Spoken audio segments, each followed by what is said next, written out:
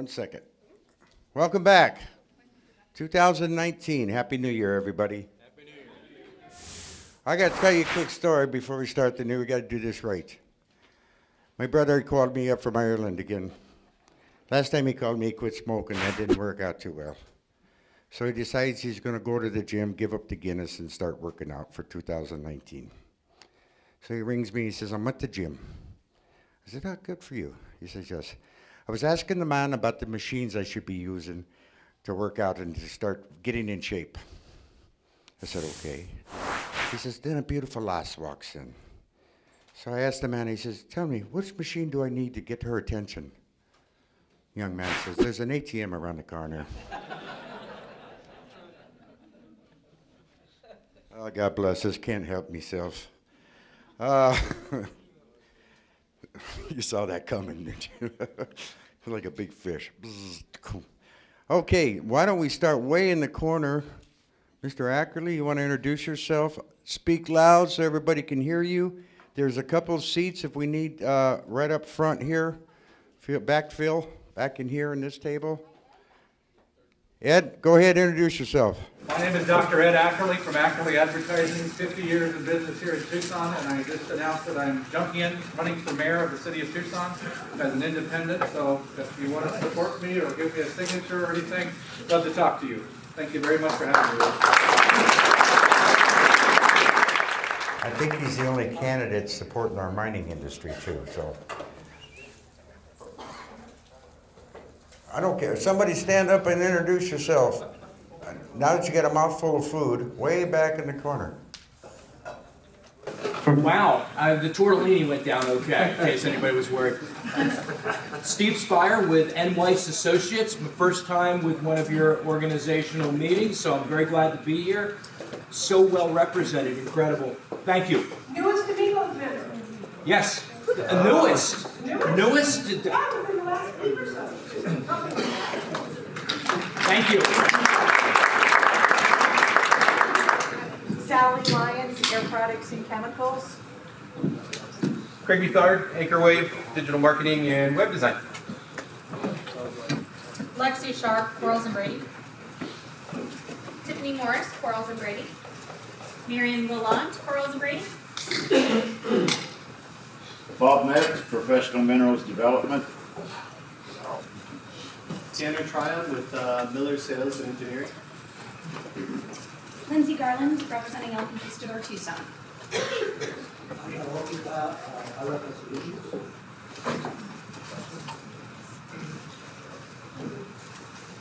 Tate Albrightson, Marine Equipment, and Merkle Crane. Kyle Humphrey, MEI Rating and Crating. Peter Jagaris, Thomas Promotions, Brandon Apparel, and Hard Goods. Glenn Hoger, Carollo Engineering, Water Wastewater Engineering. Casey Sullivan, Chromalox, Advanced Thermal Technologies. Jim Summers, Chromalox, Electric Heating for Mining Operations. Aaron Howard with Lana Granite Company from Chandler, Arizona. Nick Barnwell, AMC Drilling Optimization. Matt Deermeyer, K&G Construction. Ramon Ganders, K&G Construction. Fred Nacarati, Nino and More. Greg Keller, Nino and More.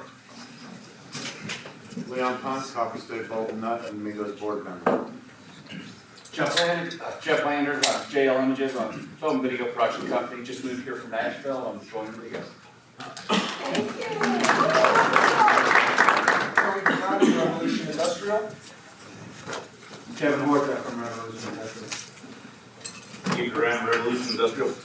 Dan James, Agate Construction. Sarah Gillard, Skyline Labs. Mike Jameson, Skyline Labs. Chris Peters, I'm a hydrogeologist with Montgomery Associates. Kristen Maselli, Taylor's my company. Rebecca Craig, Star Labs, Commercial Residential Vehicle. Colleen Edwards, Architect Labs of Tucson.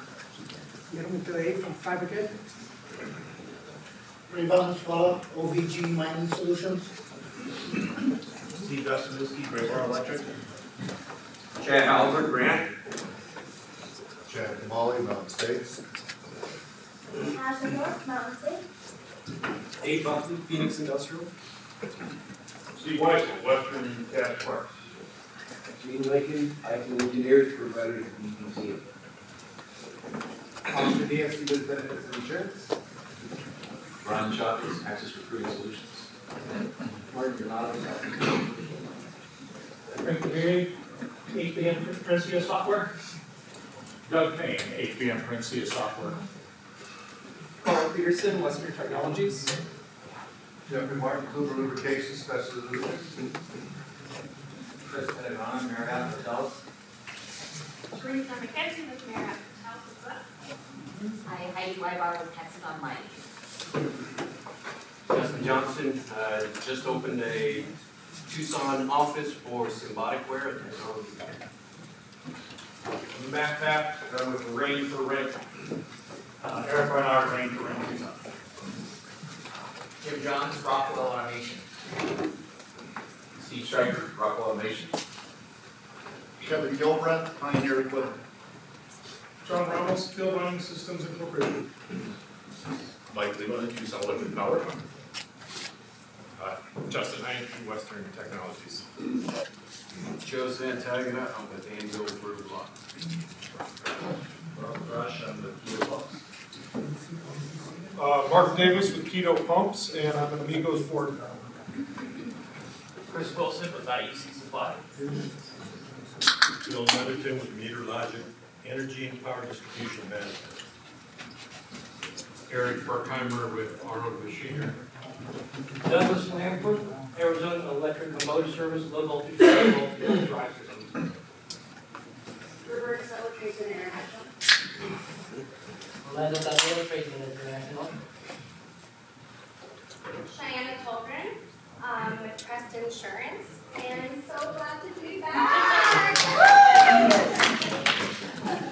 Dan Nolan, Crest Insurance as well. Brett Tannis, CTI Bolton Trucking, and Amigos Ford. Rich Morano, CTI Trucking. Gibbons, CTI Trucking. Tom Jones, CK Trucking, and Amigos Sport Company. Robert Hernandez, Digital Visibility Marketing. Good afternoon, Larry Lucero with Tucson Electric. Steve Christie, member, Pima County Board of Supervisors, District 4. Lori Swanson, excuse me, design, and I work with SABC. Christine Johnson, South 32. Spencer Cole, South 32, the new commercial manager for the WISA project, taking over from John Revell. Robert Davidson with M3 Engineering. Robert Wood with M3 Engineering. Carson Richardson with the Arizona Geological Survey. Bob Linsfeld, Granite Construction. Stacy Blamasio with Florence Copper. Matt Bingham with Albeninos. Jerry Bustamante with that. Monica Estaliero, Hasta Grupo Mexico. Marshall, South 32. Greg Lucero, South 32. Isaiah Caldera, Arizona Department of Environmental Quality. To get everybody? Mark Birds at Southwestern Scale. And this young lady on camera one? Sarah McCrary, McCrary Compliance, Safety, Training, and Consulting. Jim Early, Pioneer Equipment, and representing my hobby today. Nice to meet you.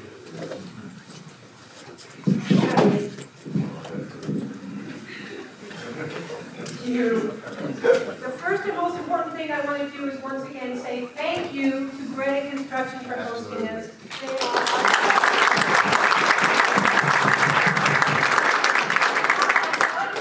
If you didn't pay online and you had some lunch, I'm about to pass you the bucket from the back and just keep it moving. That's it. Oh, you're on, yes. Okay, well, we got a full agenda today. A couple of quick, nice to know, good to know, what we should know. We're going to start with the Sarco today. She left. Are you going to give us an update? Okay, come on up. And forgive me, I got to get your card again. Monica, right? Okay, I am going Here. Monica? You can come up front.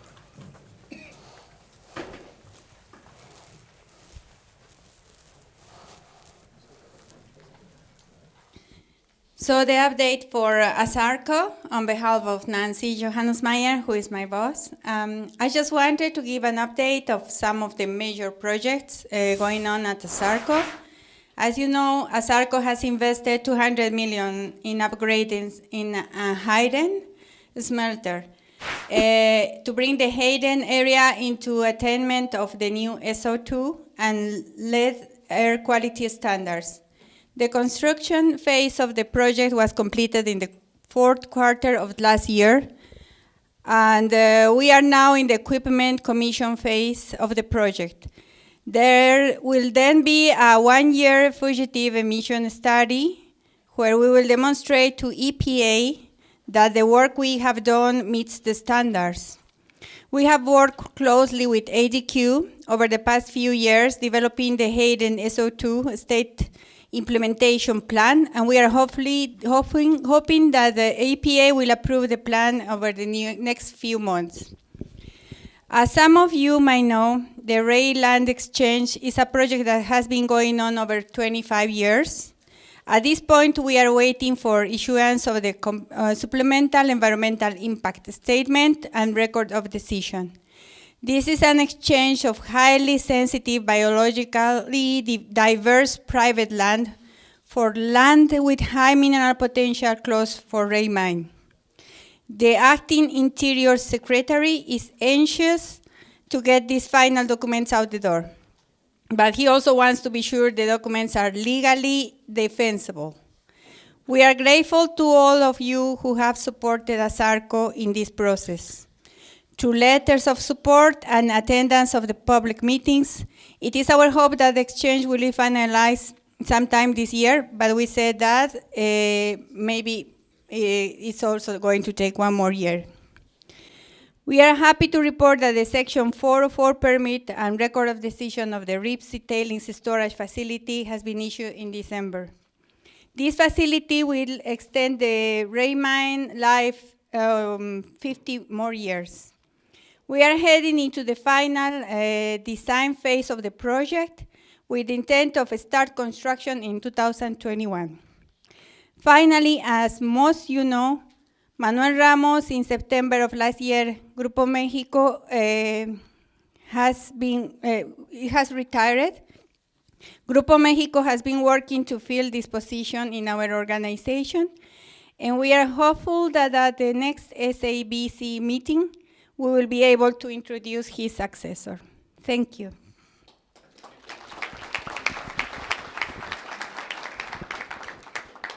Stacy, you ready? Come on down.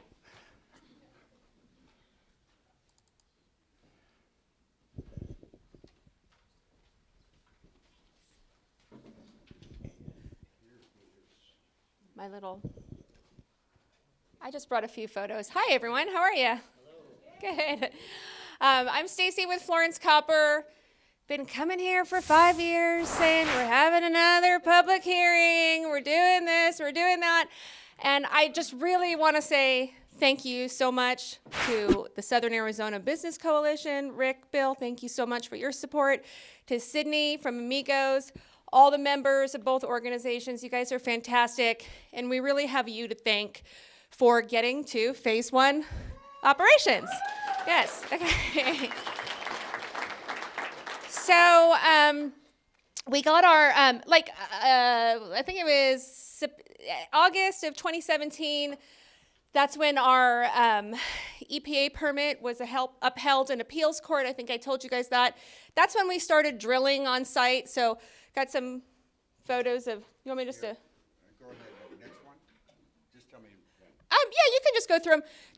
We had our drill rigs on site. We contracted with Hydro Resources for the PTF. That caused a little excitement in Florence because there's not a whole lot going on besides the prisons, but everybody wanted to know what was happening, and they couldn't believe they saw those drill rigs there. And of course, we have our sunrise shot of the drill rigs as well. If you're not familiar with the project, we are in situ copper recovery, so it's just a 24 well project. We use the in situ method to extract the copper from deep underground in the fractured bedrock. So there's our completed well field. That's our mine at Florence Copper. The next shot just shows you the well field from a different angle, but we have commenced those phase 1 operations. It's a demonstration of in situ copper recovery, a 1-year test with the option to extend to 2 years. And of course, it is our greatest desire that at the close of the PTF, the test facility, we will move into commercial operations on the project. So we broke ground also this time last year on what's called, well, look who I'm talking to, you guys know, our solvent extraction electrowinning facility. And so if you come visit us on site now, you do see that completed. Of course, we do have the pipeline, that's the next photo, that we use to transport the solutions and to transport the pregnant leach solution to the SXEW. And then it's just a few more photos just to show you what it looks like at Florence Copper. The last ones are the most recent. We've got the completed solvent extraction electrowinning plant with a small pond behind it. And of course, we have the completed well field. Again, this is all kind of small scale, and even the SXEW will not be the same building that we will use for commercial operations. So we still have a lot to do once we get to phase 2. And certainly that's when we will have many more employees on site, and we will be constructing a new SXEW facility at that time. So that's what we've been up to. We also had another good milestone for the project. I don't know if you've been following this part, but we had some challenges to our zoning. The town of Florence was challenging our right to mine on our property. Well, the judge did rule in our favor. So as we move into commercial operations, we can mine over the whole deposit as we see fit. So that's our updates. I'm happy to answer any questions about Florence Copper. We have about close to 40 on site right now. So again, small scale pilot test. As we move into commercial, we'll have 170 direct Florence Copper employees, but of course, we will contract with a drilling company, and realistically, you're looking at 245 employees on site. Yes? When will you bring up your first copper? That's a good question, and we are getting close. Dan Johnson, our GM, hasn't given me a firm answer on that yet, but I will certainly let everybody know we are getting close to that. So right now, it's just the wells, but we haven't started the plating process yet, but we will soon, and I will certainly communicate that to Rick and Sydney. Thank you, my friend. That's why Dan sends me. He doesn't want to give an answer yet, right? Okay. Thank you so much. Bye. Thank you, my friend. Gary.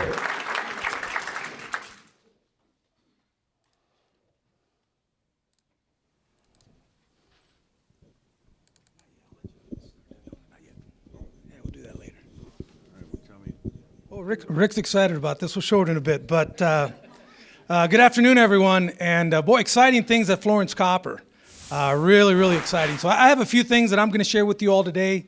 I will start with essentially answering the question that you probably have on your mind. And the answer is no, we're not digging yet.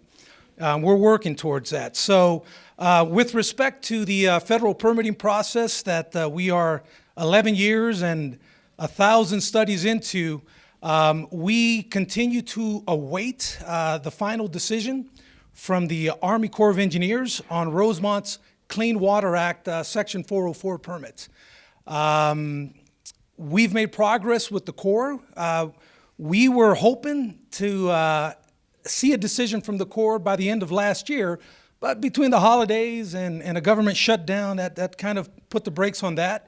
But again, we're making progress with the Corps. We think that we're in a really good place, and we expect that we'll have a decision sooner than later, and we're confident that we're going to have a successful outcome. So that's progressing. We continue to also work with the U.S. Forest Service as well on finalizing our mine plan of operation. That there is an administrative process. They issued their record of decision about a year and a half ago on Rosemont. So that's progressing as well, and we expect that they will finalize the mine plan of operation for Rosemont shortly after the Army Corps of Engineers gets over the finish line. So that's where we are with permitting. Last time we talked, I talked a little bit about about a few lawsuits that have been filed, not against us, we're the applicant, but there is there's one lawsuit that has been filed against U.S. Fish and Wildlife Service, who issued the biological opinion on Rosemont, and that lawsuit was filed by the Center for Biological Diversity, and there's two current lawsuits as well against the U.S. Forest Service, one by a handful of environmental organizations led by Save the Scenic Santa Ritas, and a second lawsuit against the Forest Service against 3 Arizona tribes. So those were filed early last year. Those are moving through the process as well. And for us, that's what we were hoping. We were hoping that if there were going to be lawsuits, you don't want them, but if they were, that they were filed sooner than later. So there's a good chance, we have reason to believe, that by this summer, closing statements will be made and the judge will issue a decision on those. So that's progressing as well. And then the third thing I wanted to share is one of the things that you're going to start seeing from us is we're going to start talking about Rosemont again. For the last 4.5 years since Hudbay acquired the project, we've presented to groups like you all and other groups as well. But for the most part, we've worked really hard to stay out of the news, kind of fly under the radar, and it has worked well for us. A lot of the energy and a lot of the debate concerning Rosemont has really come down. That's been good for us. It's been good for the agencies as well. It's given them the time and the space that they need to do a thorough job in the permitting process, which is what we've always wanted. But now we're beginning to prepare for what's next. And what we intend to do is start talking about Rosemont again, the project itself. Not the controversy, not permits, but the project itself. There's a lot of elements to the project that are unique. There's a lot of factors that have that cool factor that we're looking forward to talking about. But more importantly, we're gonna begin to reintroduce Rosemont. So one of the things that we did is we developed a new video, and we just finalized it this week. We haven't even rolled it out yet, so you all get to be the first to see it. Ready? Yeah, let's show it. Rosemont Copper Project is seeking approval to operate from state and federal agencies. Input has been received from the surrounding communities and 17 government agencies as part of the environmental impact statement.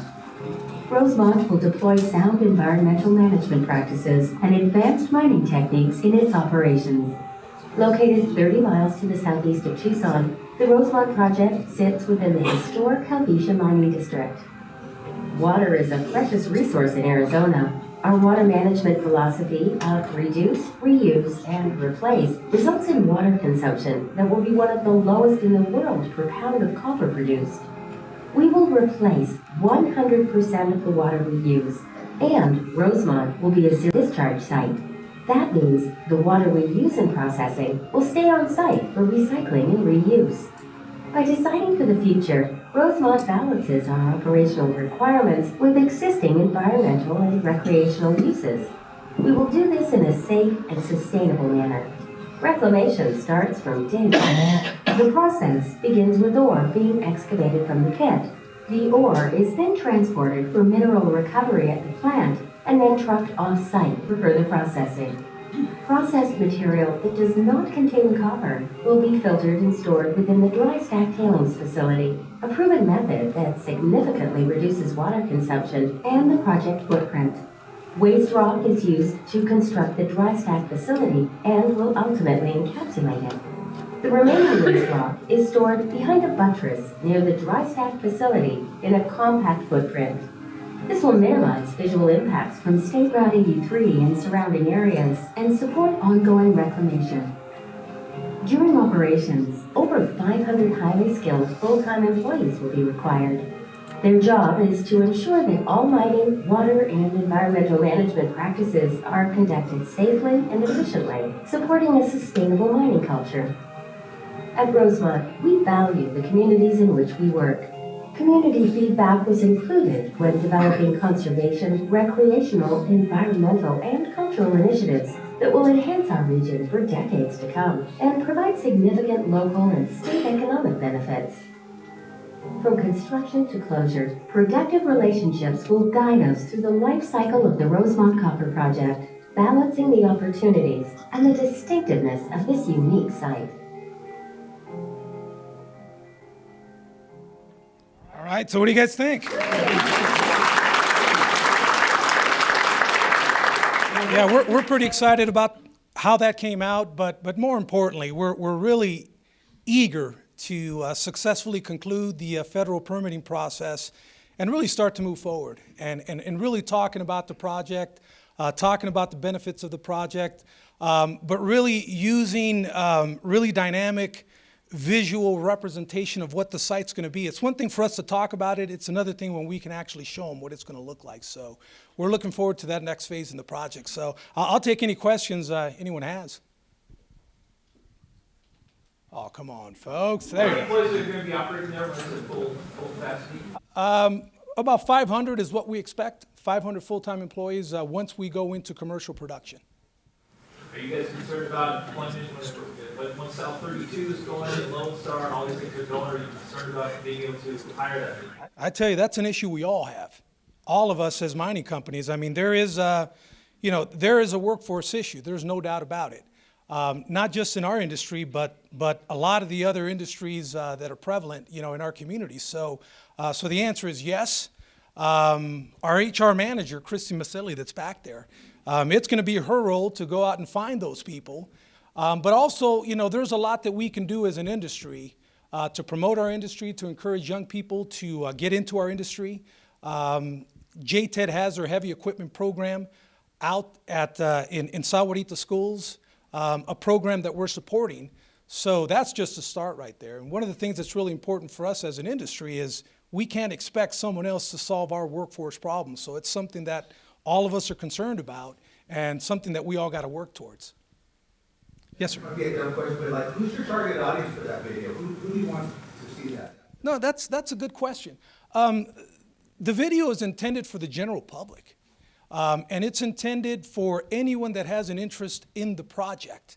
And what we wanted to accomplish with this video is to really give a high-level overview of what the project is, what it is, where it's located, how we're going to manage water, how we're going to manage our operations, how we're going to manage reclamation.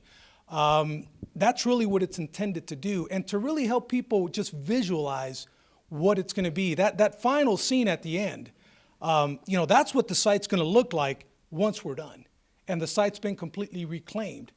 And what you saw in the background were our tailings facilities after they've been completely revegetated, and the only thing that's going to be left is the pit. Everything else is going to be reclaimed, and that's what people are interested in seeing. So the audience is anyone that's interested. Yes? Where do you plan to ship the ore? That hasn't been determined yet. I mean, it's all about smelting capacity, and it doesn't exist here. It exists elsewhere. The question that I get, will we ever, build a smelter? And the answer is, it's not going to happen. It's hard enough to permit a mine in this place. Imagine a smelter. So, we're going to sell our copper like everyone else does, to the global market, and it's going to go wherever there is smelting capacity. Back of the room. Yes, we have Asenco. Asenco's our EPCM. Oh, don't put me on the spot. I know there's a C and there's an S. A-U. Right here. AUSENCO. All right. Don't ask me to do math in front of you either. That's not going to work out. So it's Asenco. Other questions? Yes. You said Rosemont is going to have the lowest rate consumption of water. What is the average? Well, we are permitted to use up to 6,000 acre-feet of water a year.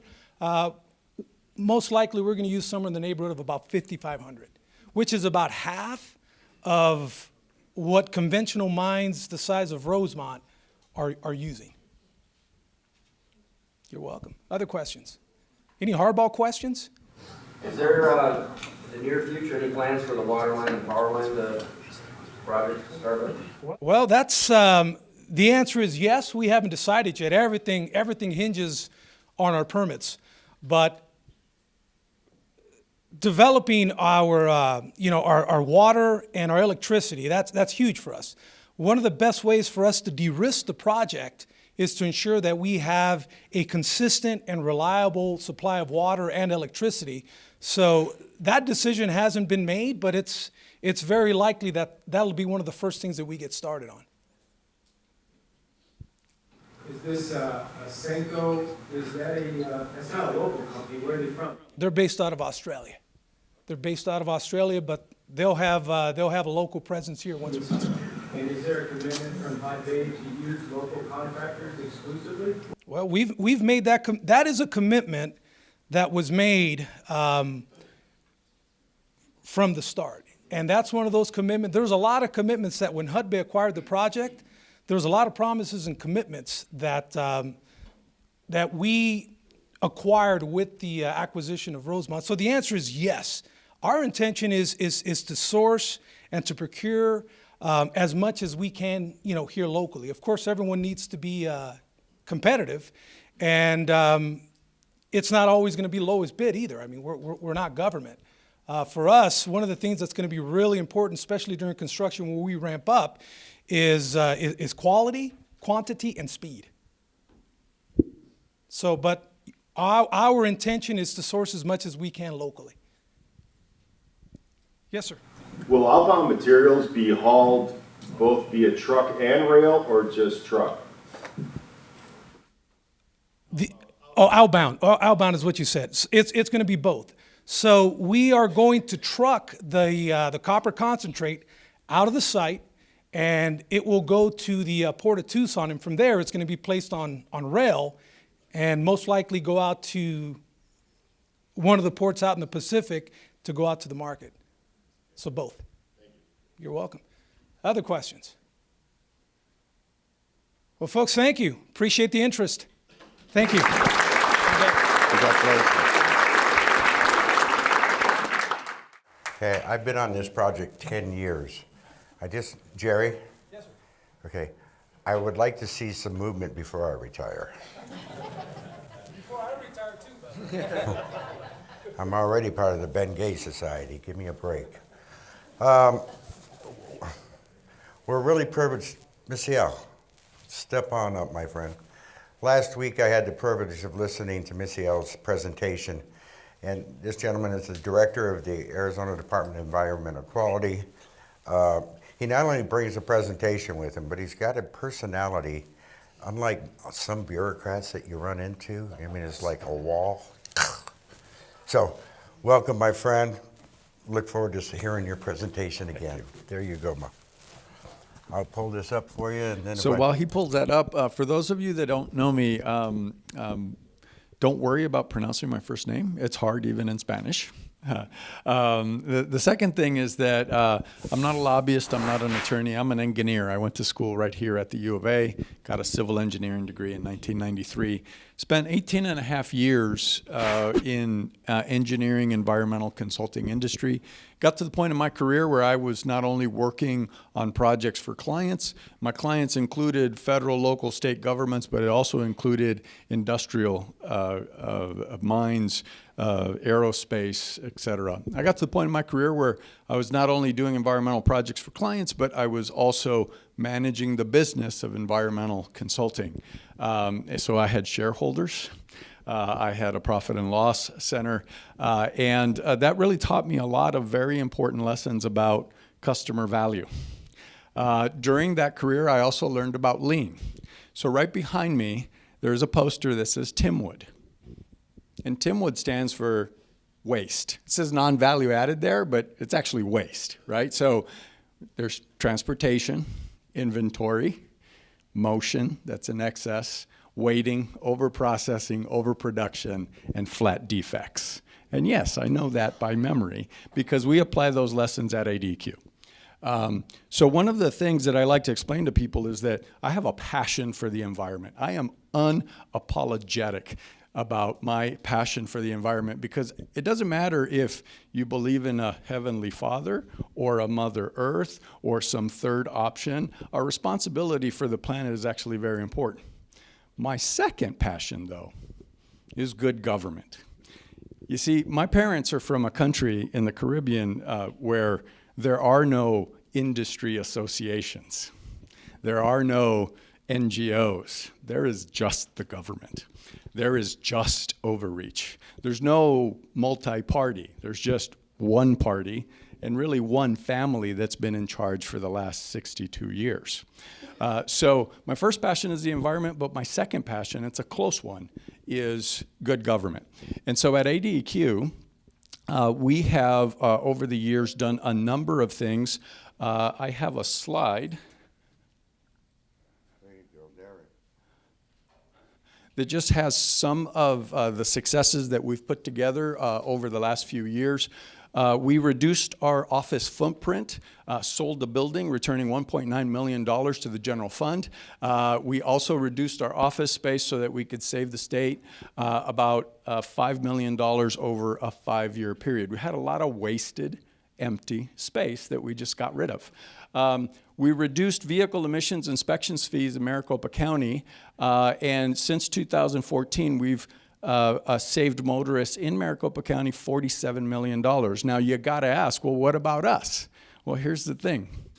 Pima County vehicle emissions inspections has been about half as much as Maricopa County for a ton of years.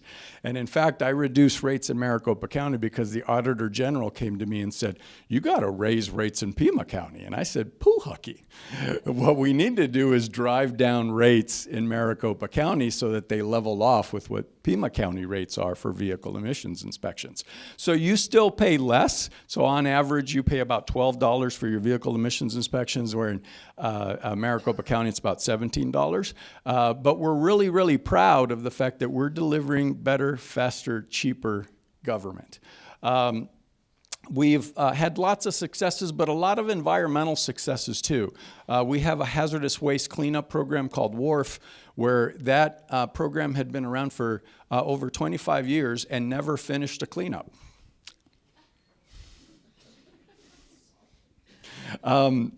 In the last 6 years, we've finished 6 cleanups, and we'll have 2 more this year. In our underground storage tank cleanup program, we have increased the number of cleanups per year, reduced the amount of time that it takes to do those cleanups, and we've driven down the per release cleanup cost from over $149,000 per release down to $81,000 per release. So I share that with you because that is not the ADEQ of yesteryear, right? So we're very passionate about protecting the environment, but we also are very passionate about good government. And here's what good government has to do. Good government has to understand that good government works when you balance the needs of the environment, the community, and the economy. Because what most people miss is that in poor economies and in economies that are coming out of poverty, like China, it's coming out of poverty, that's where the biggest environmental issues arise. Economies that are wealthy can do better at protecting the environment. So there's this balance that has to be achieved, and we really believe that at ADEQ. So as part of our desire to deliver good government, we are on a process to assume 404 primacy. So I have heard for many, many years the pain that applicants have associated with Clean Water Act 404 permitting. In addition to that, it was always the original congressional intent that states deliver this program. What happened, though, is that the federal government took it over initially because the states weren't equipped, and then what they did is they proceeded to write rules that would make it difficult for the states to adopt the program. So for me, I am not dogmatic about local control. I'm a kind of a practical sort of person, but what I saw in 404 is that there was a lot of unnecessary delay and waste in the process, and I wanted to help. At DEQ, we have reduced our overall individual permitting timeframes. Those are our hardest, most difficult permits by over 60%. What used to take us 2 years or more is now being done regularly in 6 months or less. We also have a MyDEQ online permitting portal, and on that permitting portal you can get many permits the same day. Things that used to take months are now available the same day. And why do we do that? It's not because we don't care about the environment, it's because we believe in our heart of hearts that once we make environmental protection balanced and commonsensical and simple, that we'll stop arguing so much about stuff and just get it done. In other words, I believe that the business community is actually very good at complying with environmental needs as long as those needs are expressed in regulations that are simple and easy to understand and convenient. And so that's why we're doing that stuff. That's why we're doing the 404. What does assumption mean? It does not mean that we will regulate Section 10 waters. Section 10 waters are large bodies of the waters that are intrastate. They span more than one state. Those will never be part of our jurisdiction. We also won't have any jurisdiction on tribal lands. What it does mean is that we will determine which waters are regulated in the Clean Water Act. In other words, we will determine which waters are waters of the U.S. Now, the definition of waters of the U.S. is in flux, but if we assume the program, we would be the entity if there is any question about what was a jurisdictional water and what was not. And so we'd have primary responsibility to issue and deny dredge and fill permits. Where are we? So first we had to get statutory authority, and we did that last session. Now we're right in the middle of a robust stakeholder process. After that, what we're going to do is go through a rule design process and program development, and finally we have to ask EPA for their approval. So in terms of next steps, we've already had lots of initial stakeholder meetings. We now have a variety of technical work groups putting down white papers on what they think the program should look like. After that, what we're going to do is establish a roadmap. We're going to do that very, very soon. And then we're going to get into the rule development. We'll go into the formal rule process, and then we will submit to EPA. There's several work groups that have already submitted their white papers. We have a work group on compensatory mitigation, on fees, on jurisdictional determinations, and significant degradation, alternative analysis, and minimization. Some outstanding work groups are cultural and historic resources. We're frankly having a challenge getting them to commit to a schedule. Endangered Species Act is on track to be presented February 28th, and the permit process itself March 21st.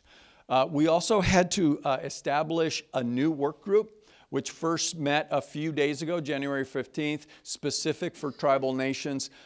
They were already included in the cultural resources work group, but they wanted their own work group. They did not want to participate with other entities. They wanted their own unique work group. And as sovereign nations, we figured it was prudent to respect them enough to give them their own work group. And so they are starting to meet. We've also established an executive work group, which will submit final recommendations to the department.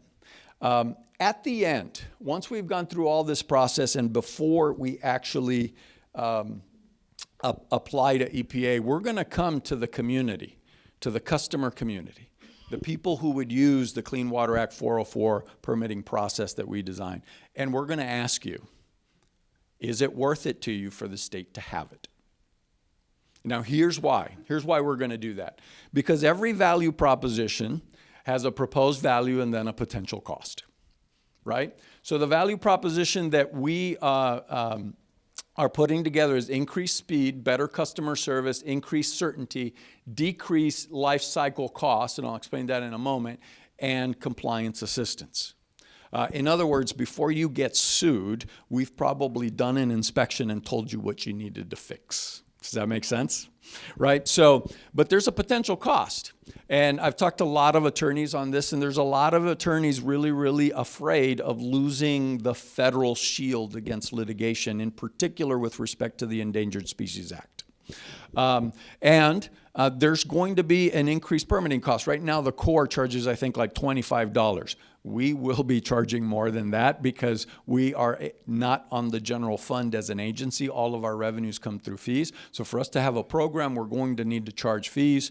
But here's our commitment, is that if you pay us permitting fees, we believe that your life cycle costs are going to be much, much lower. Because when it takes you 6, 7, 10 years to get a permit, that is very, very difficult to keep control of cost.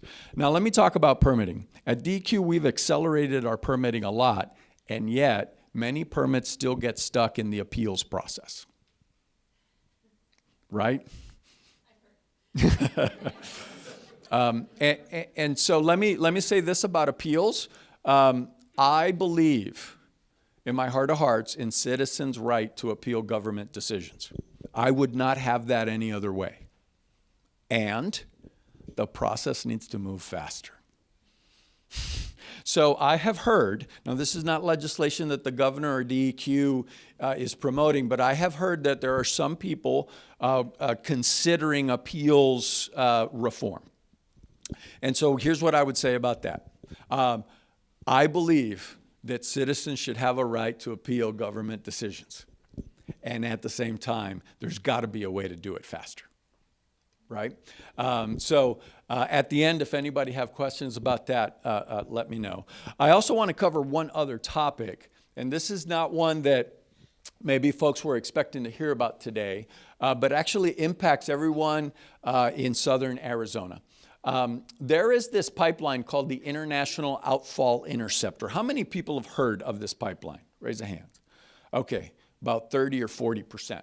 What happens is that there's this pipeline that brings wastewater from Nogales, Mexico. That wastewater crosses the border into Nogales, Arizona, flows from Nogales, Arizona, join that pipeline, and then that pipeline runs 9 miles north to Rio Rico, where there's a treatment plant, and that treatment plant treats the wastewater and then discharges water, because it stops being wastewater once you've treated it, discharges water into the Santa Cruz River. And I want to talk a little bit about that because it's a lot of water. It's 12 million gallons per day, roughly 13,000 acre feet per year. Remember that number, 13,000 acre feet per year. Here's what that adds up to. So this is the Santa Cruz Active Management Area water budget, right? So does everybody know what an active management area is? Okay, an active management area is an area where you have to manage your groundwater actively. And if you don't, you'll run out. That's what an active management area is, right? Santa Cruz County and Pima County are both in active management areas, right? And so what occurs is that in the Santa Cruz active management area, that's the demand, and it relies on this supply. The thing to remember is that that water that is discharged from the water treatment plant into the Santa Cruz River accounts for about 38% of safe yield of groundwater in Santa Cruz County. Okay? Now, for those of you that don't live in Santa Cruz County, here's the other thing. Groundwater as well as surface water flows north. And so the Tucson AMA, represented by this, so here's the Santa Cruz AMA, here's the Tucson AMA, and again, this is groundwater we're talking about. It receives about 15,000 acre feet per year of underflow from Santa Cruz County. So water that's discharged from that treatment plant, so again, starts as wastewater in Mexico, crosses the border, then gets treated, then is discharged into the Santa Cruz River. That water then flows and infiltrates into the groundwater. That groundwater in Santa Cruz County then feeds Tucson groundwater.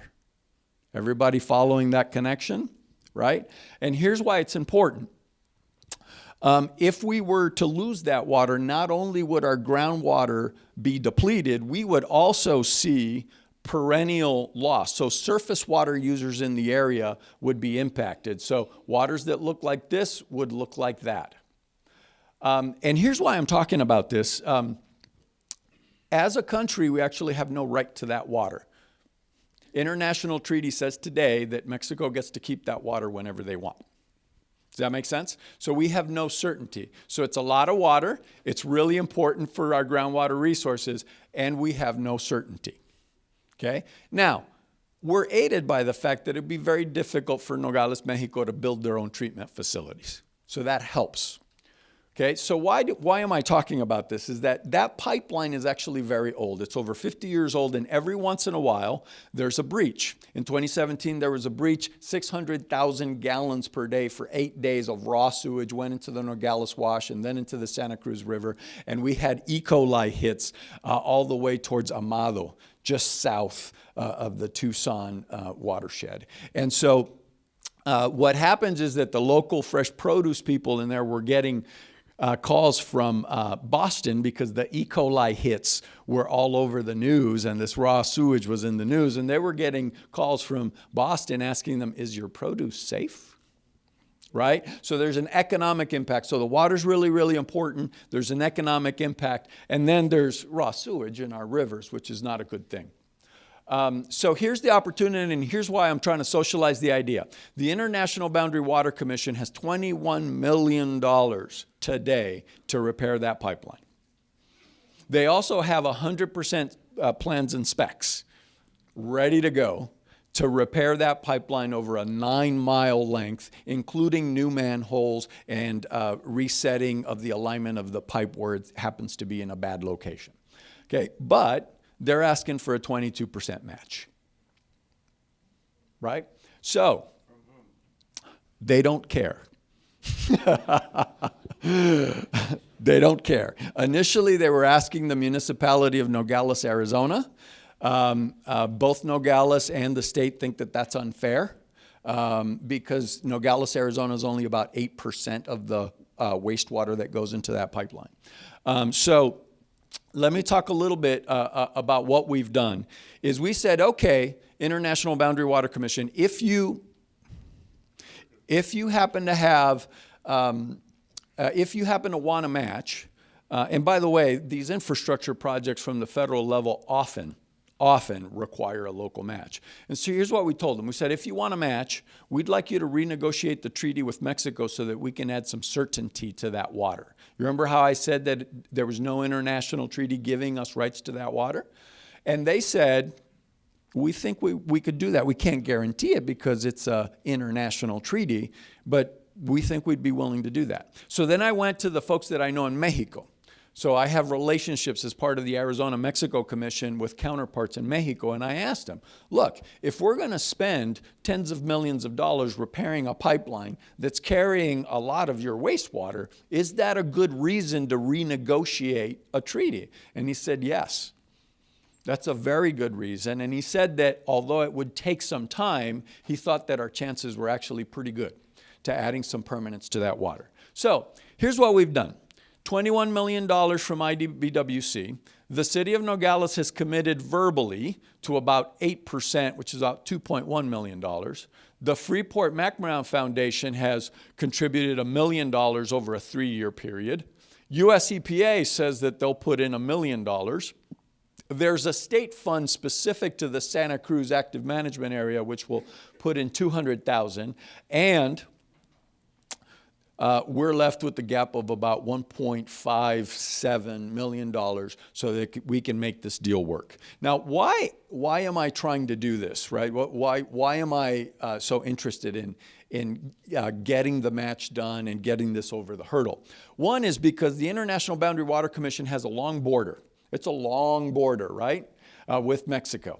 And there's other problems, right? So in Coronado, what's happening is down in Tijuana, there's discharges going into the ocean of raw sewage. Those discharges are then working their way to beaches in San Diego and Coronado. And so the International Boundary Water Commission has $21 million today, but those monies could very easily get reassigned. Here's the other thing. There's 4 naval bases in that area.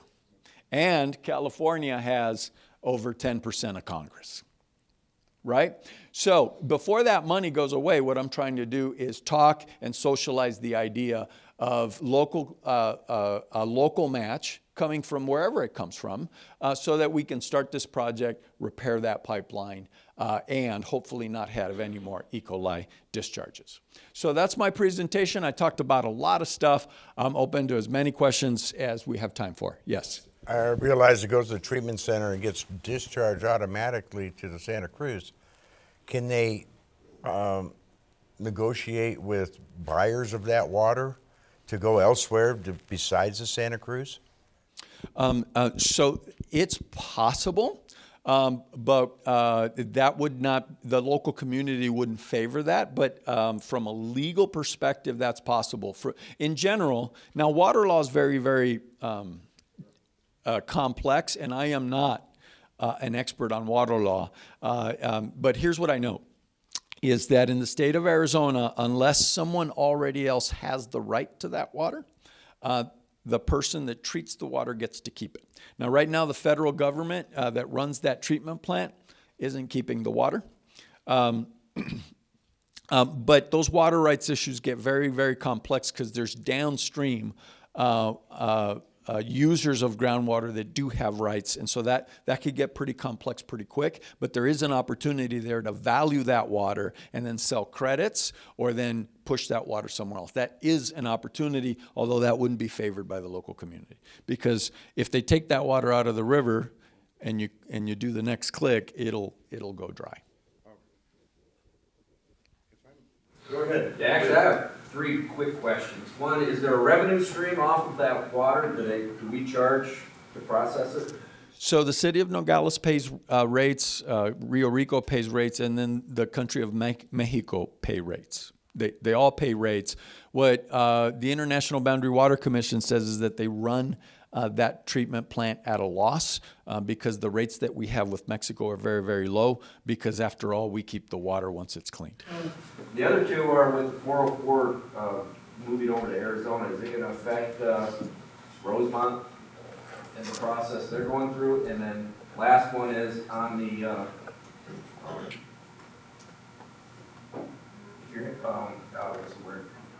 So let me answer the Rosemont question. The Clean Water Act 404 decision from the Corps for Rosemont is imminent. All indications say that decision is imminent. We believe that issue will be settled far before we are able to assume the program. Okay, and are the appeals, if there is an appeal once Arizona takes over, does it stay in Arizona courts? Or will it go to federal court? If it's an Arizona permit, the appeal would be in an Arizona court, yes. When you talk about the loss of the federal shield, under the current, if, say, the Center of Biological Diversity wants to sue the 404 after they issue a permit, the federal government, the Attorney General's office handles those appeals for the Corps of Engineers. Is that correct? Or somebody in the federal government represents the Corps? That's correct. You now get the permit responsibility, so they have to sue the agency. Right. Who is responsible for paying the fees for your defense of your permit? So that's why we have a subcommittee to look at those very kinds of issues. In the today, so we get our permits appealed all the time. Florence Copper was, that permit got appealed twice, right? So what occurs is that we pay the Attorney General, ADQ pays the Attorney General, and then they help us defend the permit. So we defend the permit together. And what we do is we scurry about and find money wherever we have it to pay those legal fees. That's how we do it today. All right, but you say loss of the federal shield. Exactly what are you referring to then? So what happens is that there's some attorneys that believe that, especially with respect to Endangered Species Act, that there are certain processes that the federal government, because remember what I said earlier is that Congress always intended for states to deploy this program. It's actually in the Clean Water Act. But then the federal bureaucracies went forth and wrote rules to make it easy for themselves and hard for the states to assume the programs. It's really, really interesting, right? It's like they forgot the 10th Amendment. What occurs is that they've got certain rules built in that give certain consultation protections between the Corps and the U.S. Fish and Wildlife Service. And there's certain attorneys that believe that that federal-to-federal consultation would be a stronger defense against lawsuit than a state-to-federal consultation, specifically to the Endangered Species Act. All right, Does you that make issue, sense?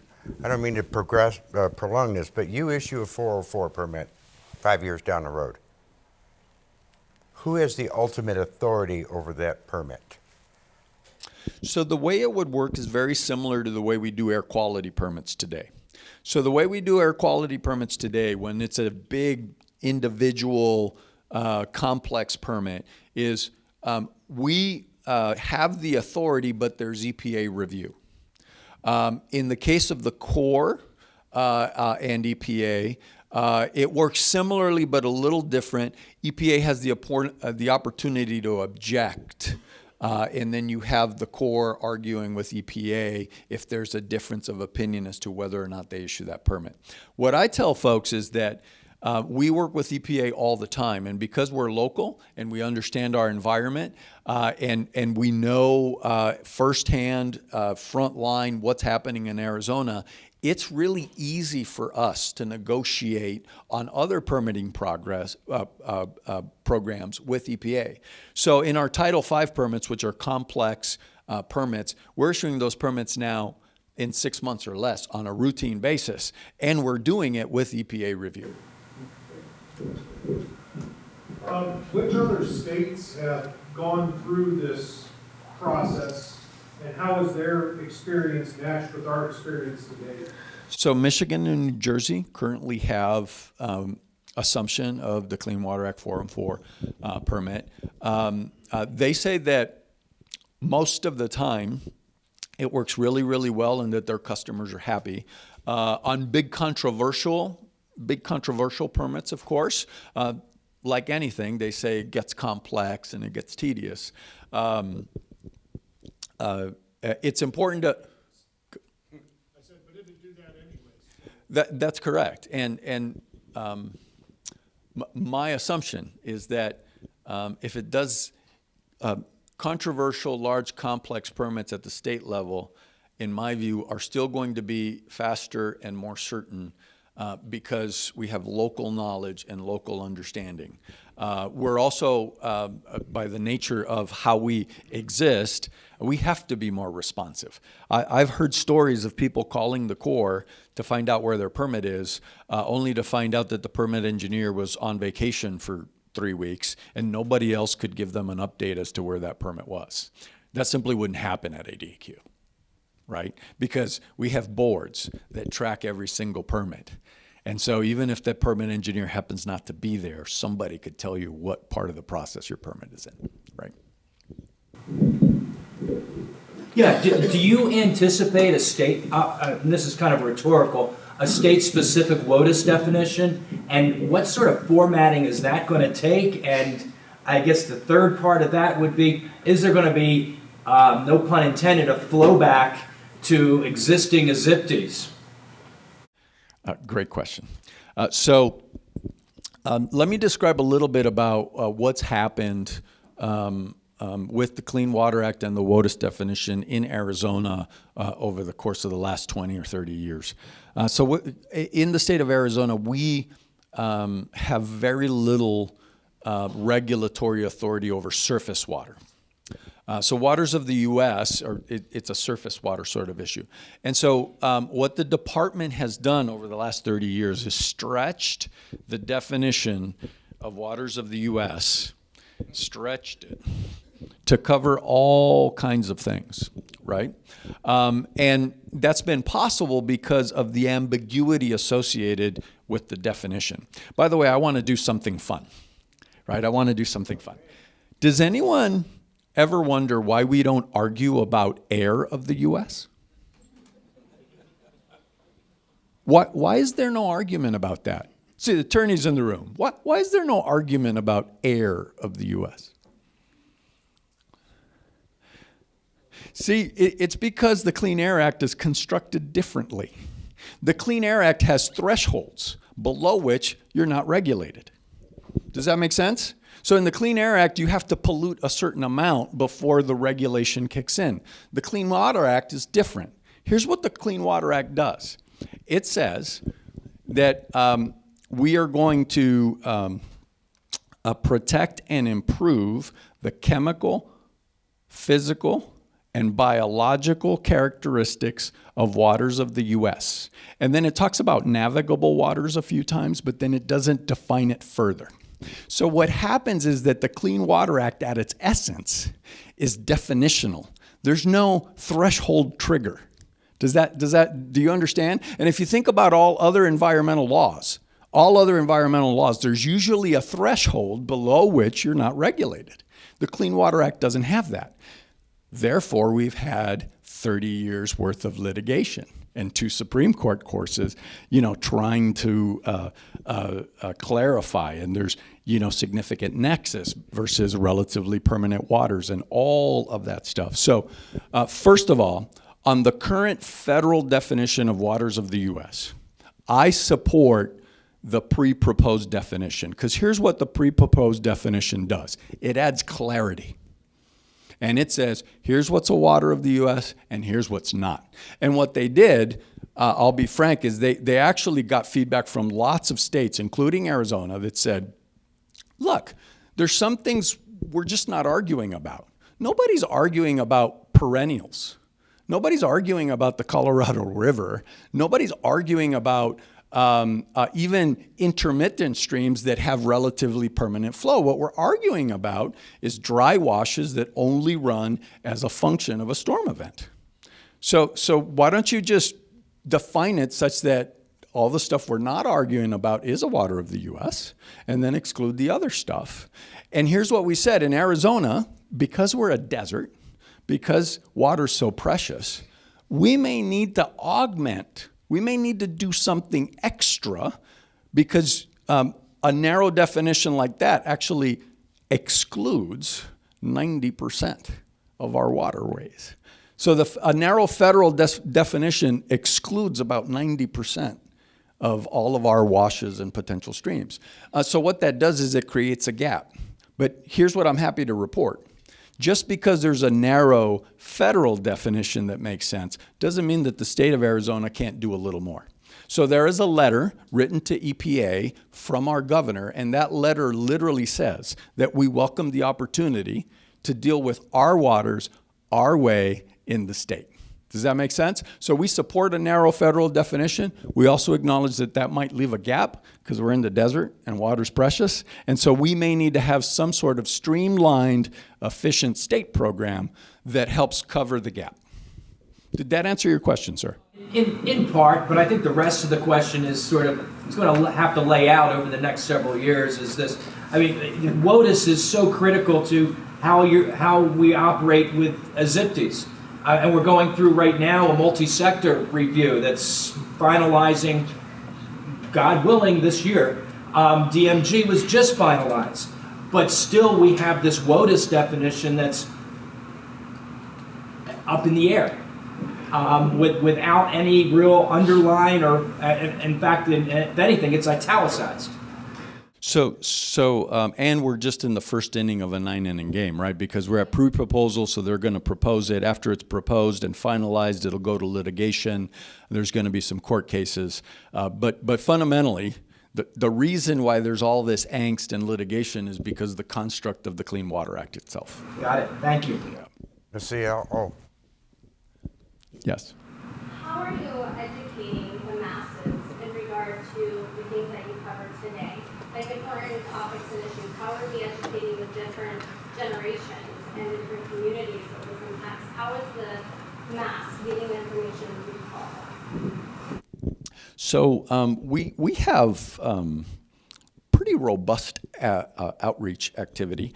One is we have a redesigned website, and our website, by the way, has this new feature called My Community. In My Community, you could find your county and your zip code and find every environmental issue that's around you. Because we don't think that good government hides information. We think good government is transparent, right? So online is one way. The other way is we have lots of outreach events. In fact, on the WOTUS definition, we're already having we're scheduling 3 meetings, one in Flagstaff, one in Phoenix, one in Tucson, to hear from the public on their views on the pre-proposal of the WOTUS definition. Now, unapologetically, we support a narrow federal definition, but what that feedback will tell us is what we might need to do as a state to cover the gap that new definition may leave.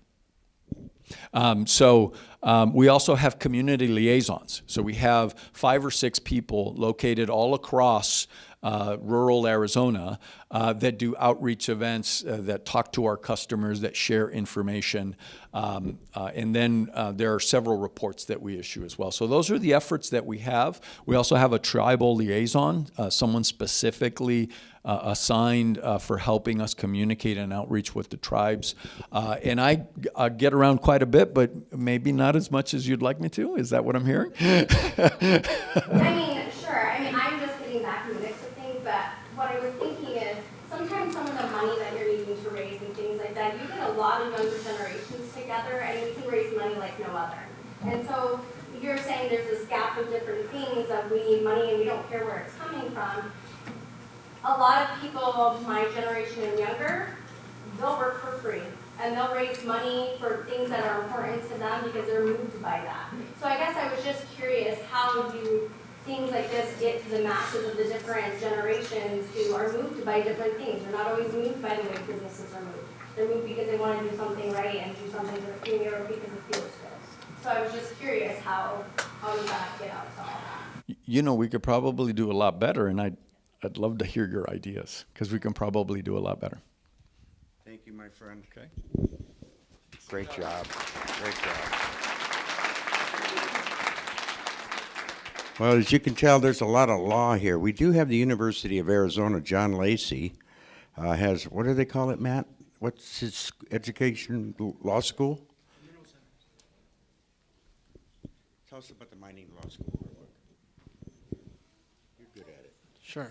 He's an attorney. You should know. John Lacey and Mary Polton have formed a program that's basically online graduate degrees, cross studies between lawyers and geologists and other kind of technical degrees.